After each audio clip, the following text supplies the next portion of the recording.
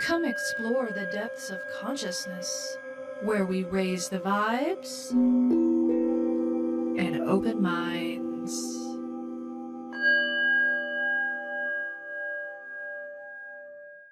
Coming up on this episode, She was crying, so I decided to go over and try to figure out what was going on. I sat down next to her, tried to talk to her, get her attention. She wasn't responding. I reached out a hand to touch her shoulder, and then she disappeared. His nickname for me is 8 Ball. He says, I'm worried about her. And is 8 Ball getting anything? All of a sudden, the hair stood up on the back of my head.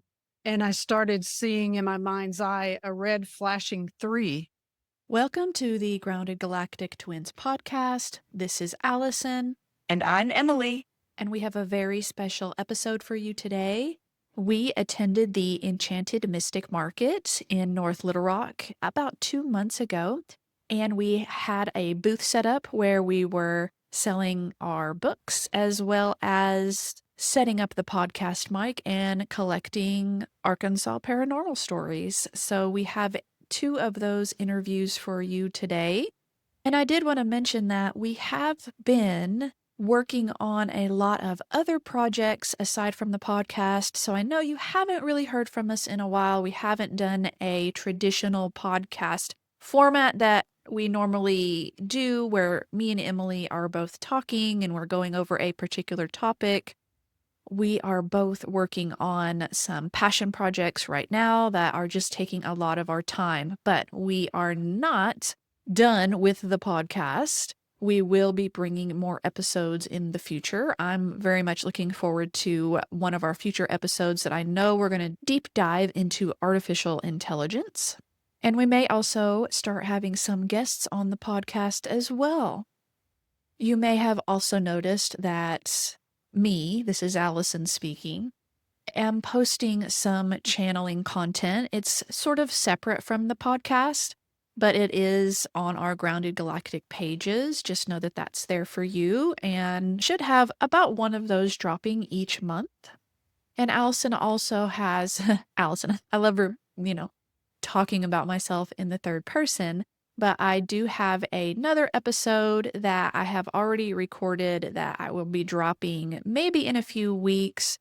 It's basically an episode dedicated to some of the lessons that I have gotten aboard ET ships or in other abduction experiences that are really interesting. And I have not shared them at all on our podcast or on any of the podcasts that I've been on. This is brand new information. Okay, Emily, tell us about these 2 ladies that you interviewed.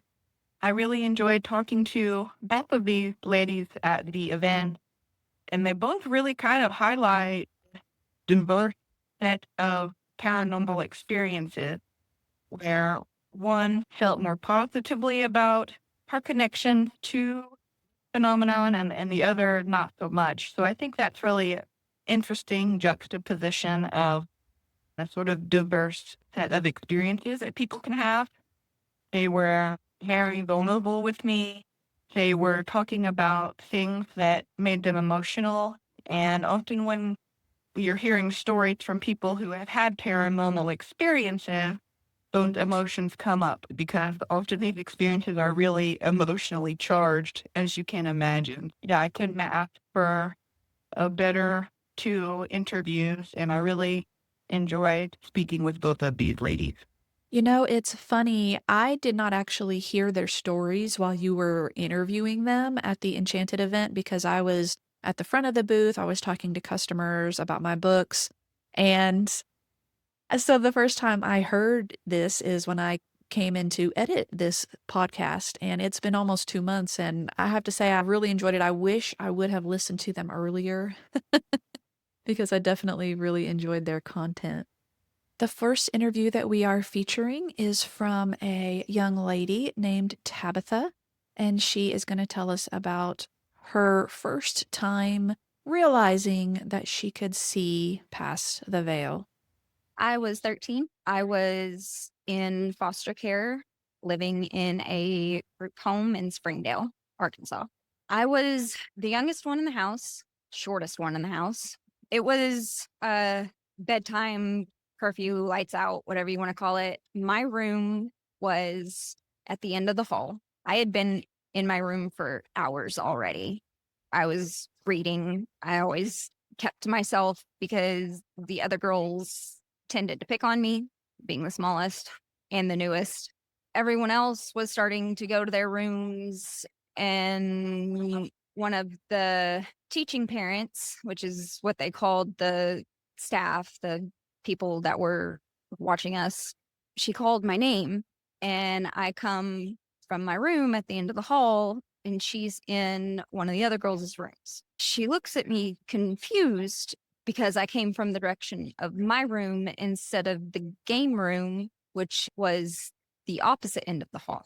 She swore up and down that she had seen me go into the game room, which is why she was calling my name, because she was about to yell at me for being in the game room instead of going to bed.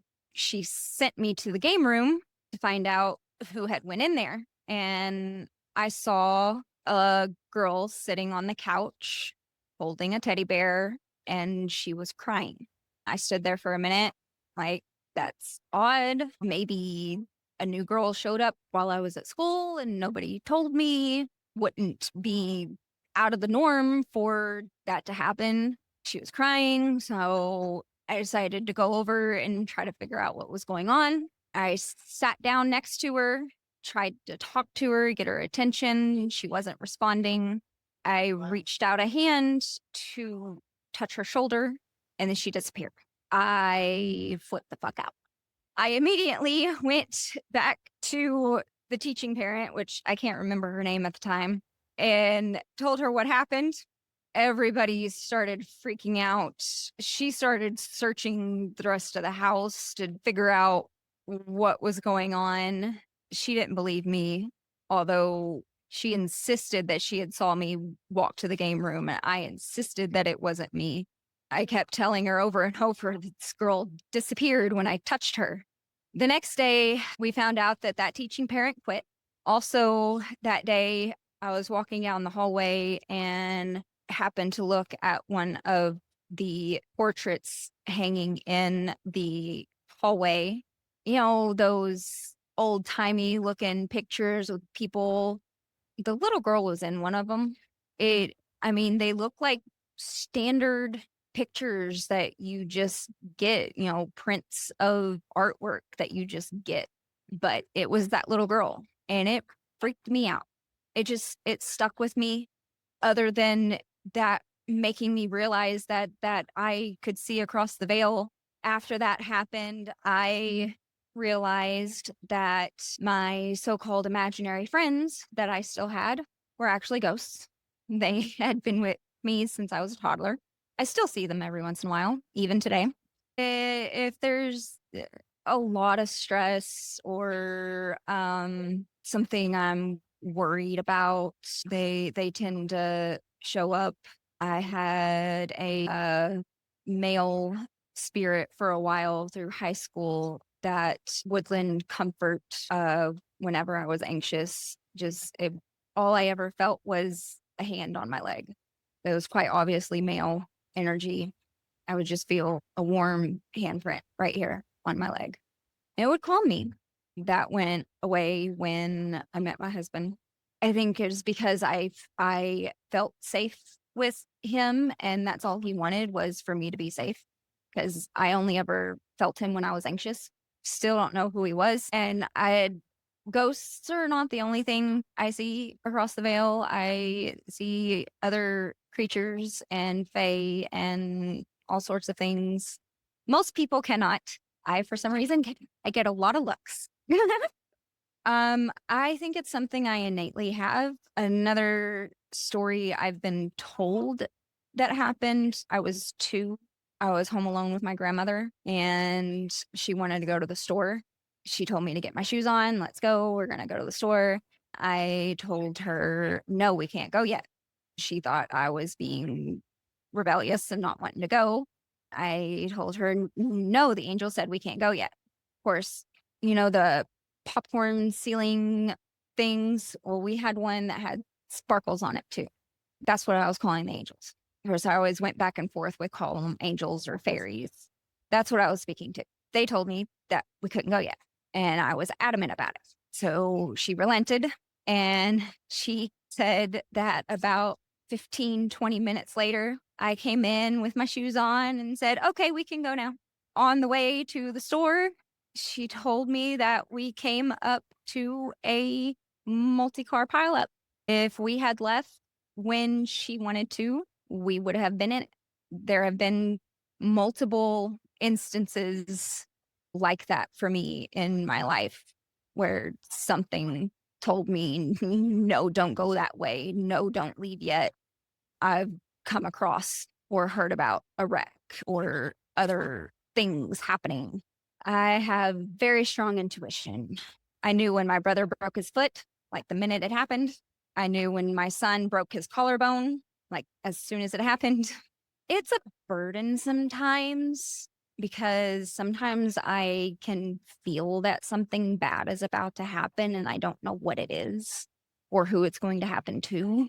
I get this gut-wrenching knot and I can't pinpoint where it's coming from. So I just have this ball of anxiety that I can't fix. If I figure out what's causing it, I can avert it sometimes. Like, especially if it's driving down the road and you need to go left instead of right thing. Sometimes it's an inevitable thing. It's just going to happen. And I just, yeah. My advice would be lots and lots of grounding. Meditate if you can. Lots and lots of grounding work. Try to stay as centered on your own emotions as you can. We want to thank Tabitha for being vulnerable and willing to share her story with us and to share it with all of you.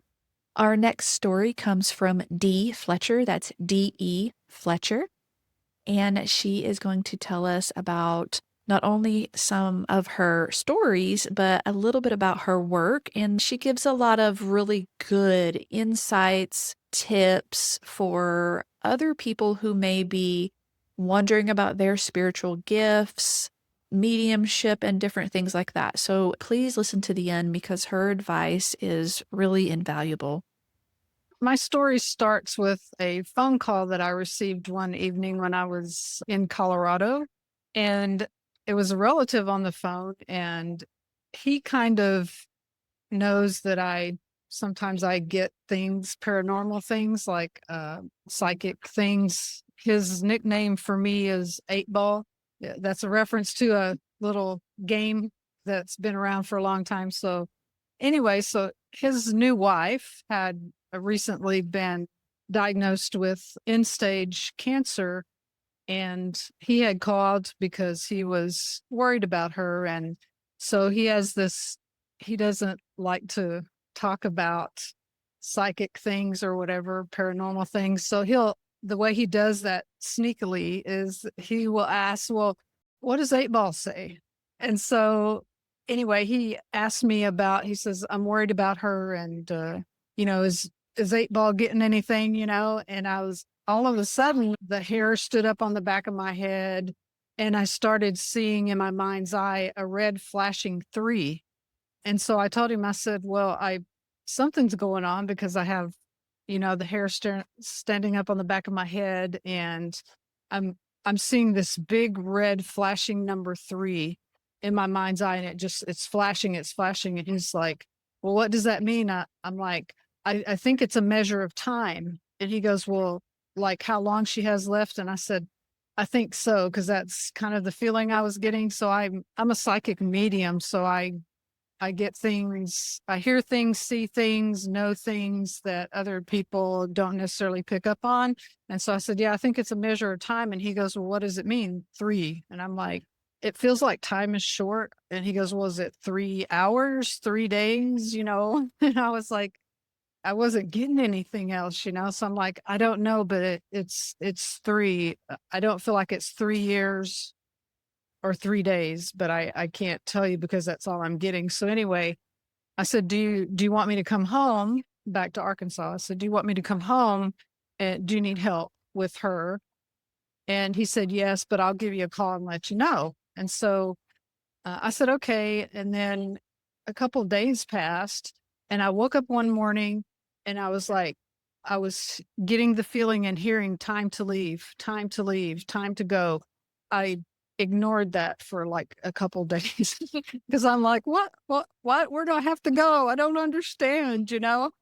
And so finally I was like, oh, okay. I kind of realized what I was getting and what it meant. So I spent the next couple of days, I told my landlady, I'm sorry, I have to move. I have a family emergency.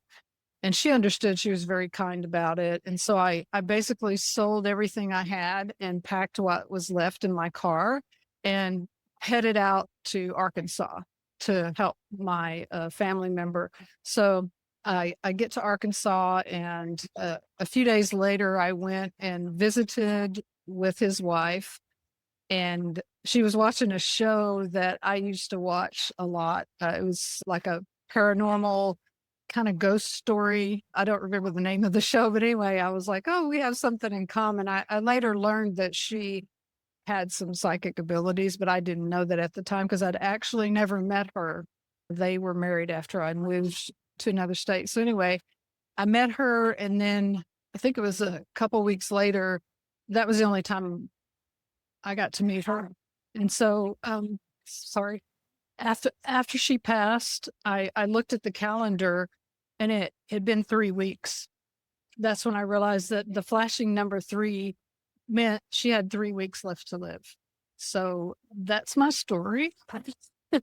A little bit of um, things that kind of go on for me on a daily basis. So it's one of the stories that I decided to write a book about my experiences. So that's one of the stories that's in my book. It's called True Stories of the Strange and Unusual. And it's a paranormal memoir. And it's basically stories like that and other ones. I get a lot of information on missing persons. So there's some of those stories in there. And then some just weird stuff that happens to me. Like one time I used to be a smoker, and I went to get a smoking cessation session from a practitioner, and weird things went on. So, you know, it's a variety of stories, but yeah, that's that. The flashing red number 3 is one of the sadder ones in there. So I've had psychic things go on since I was a child. When I was in like elementary school, I lived in kind of a rough neighborhood, and I would get feelings of like, oh, don't go down that alley, or, you know, cross the street because these people might cause you some problems or whatever. It was like sometimes I would hear things like that, and sometimes I would just know to don't go that way, you know. So it's been since I was a child, and my family didn't believe in that. So I kind of didn't talk about it for a long time. And then I think I had a life-changing experience in 1993, and I started learning about stuff and figuring out what it meant when I heard things and things like that. So, and then I went on to do readings for people and becoming an author and things like that. So I guess most recently, getting back into my spiritual abilities and stuff, probably the last 20 years. It's been going on a while. I believe the source of our spiritual gifts is we come with them. I think it's part of I don't know if you've heard the body, mind, spirit kind of thing, but I believe that when we're born, that we come here with our body is already knows how to operate, and we grow old and all of our systems work and stuff like that. And same thing for the mind, it develops and you learn and stuff like that. The spirit part, I believe, is our belief systems, whatever they may be. But as part of that is the gifts. So how I explain it to people simply, I mean, there's terms for it like clairvoyance, clairaudience, that means seeing and hearing. But to me, I just call it an extension of your regular senses, sight, hearing, you know, that sort of smelling, tasting, touching. And it's just an extension. So it's like using your ears for more than just the normal everyday noises or whatever. So your ears kind of pick up on stuff for the hearing part that most people maybe they don't pay attention to. I believe everybody has that. And we have free will whether or not we want to use those gifts or those skills or those powers. Some people call it powers.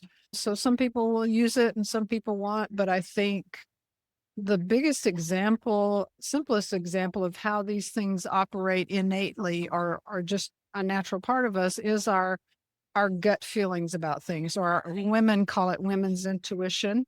I believe those are spiritual gifts too, but those are the most common that people kind of believe in, you know. And unfortunately, I think that a lot of the shows and stuff that are on TV, they make it scary. You know, they play scary music and they go, "Oh, what was that?" You know, or whatever. And they try to make it scary. And I'm not sure why that is, other than to hype it up or to deter people from looking into certain things that may happen to them because maybe it scares them. So I think we all have them. The more you use them, the stronger they get. For me personally, it's like when I was a child, I would hear and just kind of know things, not so much see things. But what I've learned over the years is that the more I used my hearing and knowing, the other senses got stronger. For instance, I had been doing, I guess you call them psychic readings for people for a while. And then one day I was doing a reading for a lady and all of a sudden I was like, I smelled cherry pie, like a fresh baked cherry pie, you know? And I asked the lady, I'm like, I don't know if what this has to do with anything, but I'm smelling cherry pie right now, like really strong. It smells so delicious, this cherry pie. And she just looks at me. She goes, "Oh, my aunt so and so, that was her favorite dessert, and she made the best cherry pie." Blah blah blah. You know. And I'm like, okay. And after she left, I'm like, that was something new, you know, because I'd never actually smelled something psychically. So that's why I tell people the more you use it, the stronger it gets and the more of them will come in. So now I not only hear and know, I also see, taste, and of course I can touch things and get stuff from them, sometimes arbitrarily or whatever. If you decide that you want to use them, they're already there. Okay, the gifts are already there. So when something happens that you pick up on something and you're like, "Oh, that was what I thought about, that was true," or whatever, you can just say, "I am open to using my gifts," or "I'm open to learning more," or whatever it is that you want to say, because a big driver in the spiritual gifts or whatever is intent. So you set your intent. If you wanted to make a Bible reference to that, it's "ask and it shall be given unto you." So that intent, what is it that you want to do? Because we create what we want. We can ask for things or give thanks for things and they come. So, and then on the reverse of that, if a person sometimes people will have gifts like mediumship. Mediumship is where people can sense people who have passed on. That scares some people. If that happens to you, then all you have to do is say, "I would like that to come in a way that's not so scary or not so much." So you can adjust what you're getting, or you can even say, "I don't want to see that," or "I don't want to know that, take this away." And that will happen too. I don't recommend that because a lot of times I believe it's part of a person's overall personality and things that they're doing for the world and things like that. But you can say, "I don't want to do mediumship. Please silence it," or "I don't want to see it a certain way." I know a lady that's a medium and she just asks for it to come in a way that wasn't scary to her. God or spirit, or however you want to put it, knows us better than we know ourselves. They speak our language, they know us, so we don't have to be specific about it because they know what's scary and not to us. So I hope that makes sense. I do have readings on Fiverr, that website. Right now, I'm working on my second book in the paranormal memoir series. So I don't do as many as I used to. I worked for a small mom and pop store, metaphysical store in Little Rock called the Magic Cottage, and was a reader for them. And the time that I worked there, I did over 600 readings for them. So I don't keep count because I've done expos. I've done expos and things like that. So I don't really, I couldn't tell you how many exactly, but I've been doing it for about 15 years or so, 20, something like that. So, yeah. What I normally do before I go to a public event is I'll give thanks for extra protection so that if there's anything that I don't want, that I don't need to see or don't want to be exposed to or something, then I only get what I ask to only get things that are for to help someone or things that I need to know so that I don't pick up everybody's stuff. I've been at the expo for about an hour and a half and I really haven't picked up anything. If I'm having a conversation like you and I are having, a lot of times I'll just get stuff, okay, about that person, or there might be something going on over there and I'll pick up on it or something, but that just kind of runs on autopilot. I don't always get stuff when I talk to people. I have one of my guides I hear in my right ear. And when I'm having a conversation with somebody, it's like if you were watching a football game and they're calling the plays. So I get stuff over here, not all the time, but it's the same for sometimes when I'm watching TV, like a show like Disappeared. I don't know if you've ever heard of that. It's where they talk about people who have went missing and their story. And sometimes I get stuff from there. Some of those stories are in my book. I haven't really gotten anything this morning, but it's only like 11:30. So, and I've also asked to be not to get everybody's stuff too. Yeah, I would just like to encourage everyone to, you don't have to become a psychic or a medium or whatever. When you realize that if you have a spiritual experience or you get things a certain way that other people don't or whatever, don't be afraid. Just ask to help to understand and to process it. And if it's too much for you, you can ask them to turn it down or not get so much or however you want to do that. But don't allow people to tell you that you're cuckoo for Cocoa Puffs or anything like that. Spiritual gifts that we all have are meant to help you through life. So an example of that would be, let's say you're a mother or a father, or you want to have children in the future, and perhaps you get these knowings that of things you should or shouldn't do, or like I mentioned earlier, oh, don't go down that street or whatever. You could use that gift to help protect your children. What's a good place for the family to go on vacation? What's good for the children or whatever. So you can use these gifts in a lot of different ways. You don't have to look into a crystal ball and, read tarot cards or anything like that. They're basically designed for us to help us with life. So whatever that is for you, if you enjoy learning or you enjoy hiking or whatever, you can use these gifts for a lot of different things. If you like to go hiking or mountain biking, you can use it to help make sure that you stay safe. So sometimes you might get thinking, okay, you don't want to go down that path because who knows, there might be a bear down there. But start using it and trusting it, and it'll help you with other life stuff. It doesn't have to be some scary ghost hunter TV show or something like that. So thank you, Emily. I appreciate it. Appreciate the opportunity. You're welcome. We want to thank both Tabitha and Dee Fletcher again for providing their stories for us. And if you want to check out Dee Fletcher's book, again, it's called True Stories of the Strange and Unusual. It is on Amazon in a paperback as well as an ebook. You can also find her at her website at dfletcherbooks.com. That's DEFLETCHER books.com. We hope to be set up at more vendor events throughout the year and next year to gather more of your paranormal stories. One of the events I know that we will be at is the Arkansas Paranormal Expo that is happening in Little Rock on October the 24th and 25th. at the MacArthur Museum of Arkansas Military History. That's generally where it is every year. There will be speakers inside, vendors outside. We will be on the outside lawn. I will be selling my UFO books, and we will have the podcast mic set up. We really hope to get some stories from some people at this expo as well. If you want to know more about the Arkansas Paranormal Expo, you can go to www.arkansasparanormalexpo.com.